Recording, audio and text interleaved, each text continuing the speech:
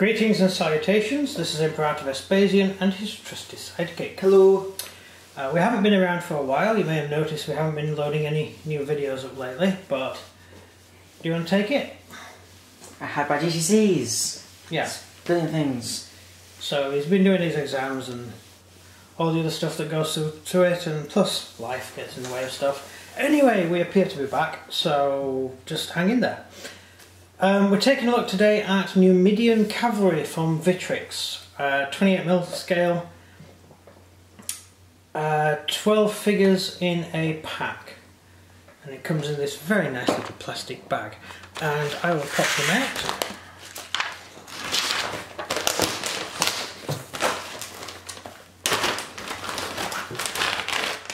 Oh, could have been worse. Right, these are the figures we are looking at. There we go. And do we have any? Nope, that's it. Okay. So what we appear to have is a set of 4 different sprues, and each one appears to be identical. So we have 3 horses on this sprue with 3 riders, hence the 4 sets of sprues. And what else we got? We've got all of them armed with javelins. There appears to be not many head options. There's just one helmet and all the rest are wearing the weird ancient-y braided hairstyle. Do you reckon they were bald? What? Because their helmets might get stuck to the hair? Well, the Egyptians, the reason Egyptian hair looked the way it did was because they wore wigs. They shaved their heads. So I'm wondering if these guys are bald as well, because they have the same type of hair. Could be. A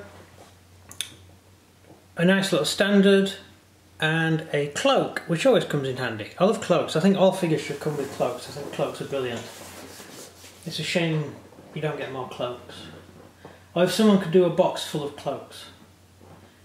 Because let's face it, yeah, because in reality everyone wore a cloak. I mean, everybody had a cloak because it was, they hadn't invented the coat at that time. So you wore your, I don't know, your loincloths or your whatever you wore, and then you had a cloak over the top. So everyone would have had a cloak. How does that keep you warm? It doesn't keep you warm. Well, because they're nice and thick and they keep the wind out. You can sleep on it. Yeah, you can do anything with a cloak. What do you do about the front of you? Well, you wrap the cloak around you, wouldn't you? What do you do about your arms? Well, you put your cloak inside, your arms inside the cloak and fasten it around your neck. Jumpers are so much more better. Yeah, but they hadn't invented the jumper back then, had they? Pretty easy though, isn't it? They just, I mean, they could barely manage sleeves, so... Well, they haven't even invented the t-shirt yet. Yeah, I mean, they had to put huge cuffs on sleeves to stop them fraying because the thread work was so bad they used to just fall apart. Unless you want to buy something really expensive, then it tended to be really, really thin, like sort of thin cotton, and then it just didn't last very long.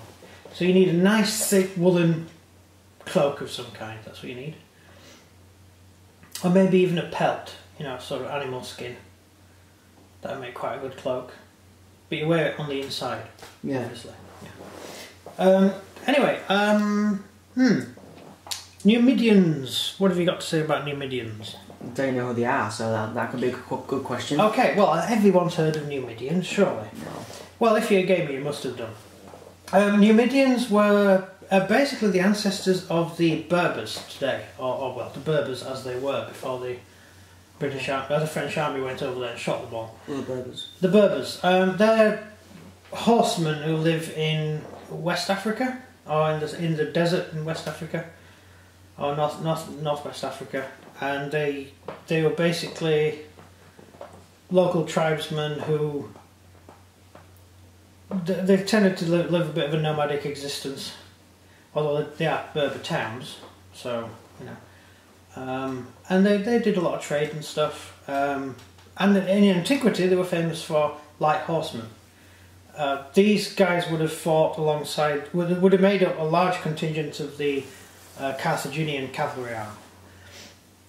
The light horsemen, they had no saddles. They used to hang on to the horse with a rope around its neck, which you can actually see on the model there.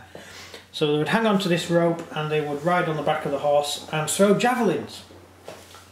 And that's about it. That's all they did. That sound like Carthaginians. Yeah, typical Carthaginians type stuff. And they kind of have a good reputation in history until the Romans turned up, or the proper Roman army. And the Romans didn't like them because they would harry the Romans. The light horsemen can ride up to infantry, throw javelins, and then ride away before the infantryman can catch the guy. And so infantry don't tend to like them. And so the Romans brought over some Gauls, some Gallic cavalry. And the Gallic cavalry, they rode horses that were about a foot taller. They were a lot faster, tended to be better fed. The Gauls had shields, the Gauls had chainmail, and the Carthaginian light horse didn't stand a chance against them, and the Gauls saw them off. Pretty much that was it. And then the Numidians don't really pop up again really after that. Doubtless they would have still been in contingents of armies at the time, but they no longer had their importance because the enemies they were fighting against had ways of dealing with enemy-like cavalry. These guys had no armour, they had a rubbishy hide shield which would stop an arrow hitting you. It wouldn't stop it hitting your horse. And you could use it to defend. They carried a short sword, but not much use in close combat. These guys aren't trained for it. I mean, even chasing down troops that were running away, the best they could do was throw javelins at them. They couldn't hit someone from the back of the horse because they'd fall off the horse. They had no saddle. So they would have to sort of jump off the horse, stab someone and jump back on again, which is a tactic some of the Gauls used. They didn't fight, some Gallic cavalry didn't fight on horseback. They would ride up, jump off, hit someone and then jump back on. So, yeah. Well, that's that really. Right, any questions? Why do they have wigs? Because what's wrong with normal hair? Lice. Oh. Lice is a huge problem in antiquity. How wash them? Yeah, that doesn't help. I mean, you got lice in bedding, you've got lice all over the place, you've got all sorts of disgusting things in antiquity. What do I have now? No, not really, but in some countries in the world they have them. Sort of uncivilized places that haven't invented proper stuff yet. I mean, haven't had industrialization yet? Yeah, basically industrialization is a distant dream to these people. And so one of the easiest ways of dealing with the problem is to shave all your hair off and wear a wig. That gets rid of it. It's about the 16th and 17th century, men didn't have their own hair. They were all bald. Everyone was bald. It was very unusual for a man to have his own hair. Hence, when you see films from the period, you see men wearing these big white wigs and stuff. MPs with really cool hair. Yes, that's where it comes. That's the same time period. So, this showing the films, the men take the wig off, and underneath they've got a nice firm head of hair that's lovely permed and perfect, even though it's been under a wig for 2 days and you've been fighting a battle. In reality, those men would be bald. Because we had a terrible lice problem. And also soldiers, that's one of the reasons soldiers get all the hair shaved off at the very beginning of their training. The other reason is so all the men look the same. The idea of the army is you take away the individuality from soldiers. What about height? Well, it doesn't matter. You're all soldiers. So they shave your hair off so you all at least look similar. You don't have one guy's got a Mohican, one guy's got dreadlocks, one guy's got sort of parting on the left hand side, one's got, you know. What happens because I'm so small, yeah, if I go into a training program, right, and the final training is jump up this massive wall, I'm pretty screwed.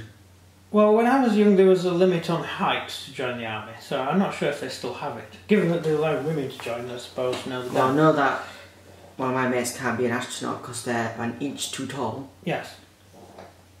Well, try and be a really tall, 7 foot tall person and crawl around a space station.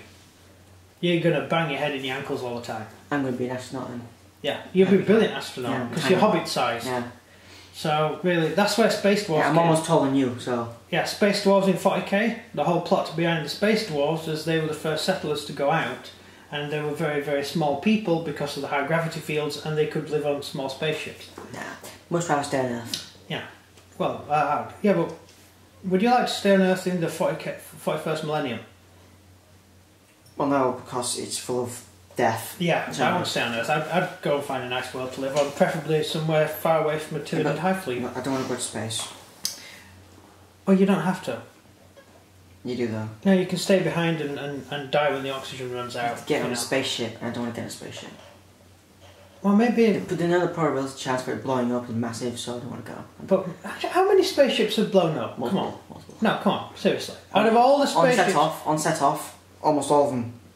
Yeah, that's and to be incredibly lucky when you set off not to blow up, which is why everyone goes, yes, it hasn't blown up. But only one manned ship ever blew up on launch. Oh, sorry. One exploded before it launched, so that's 2. Loads of them have blown up. Yeah, but unmanned ones. Because you had, was it the Challenger? Well, it could have been manned. Didn't that blow up? Yeah, Challenger blew up after it had taken off. One of the Apollos blew up on the launch pad. And which one was the one that there was a hole in the wing and it fell apart? I have no idea. When it came in. Columbia. Yeah. So we've had 3 space disasters so far. Oh, there was also a Russian, one of the Russian capsules to come back down.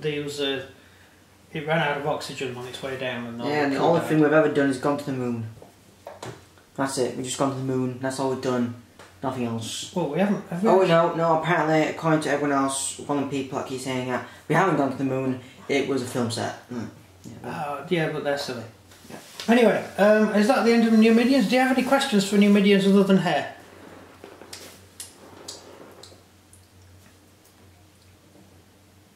Why do they have no armour? Everyone has armour. Because they're barbarians. They were like horsemen. They lived on the back of the horse.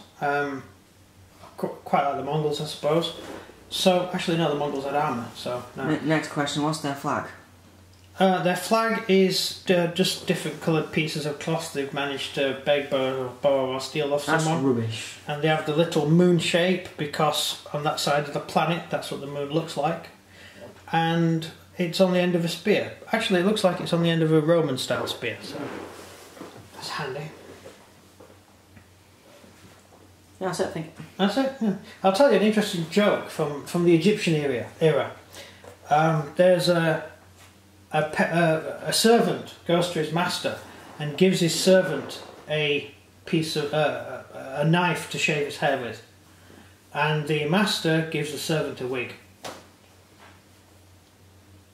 That joke? Yeah, if you were Egyptian, you'd be laughing your face off right now, rolling on the floor.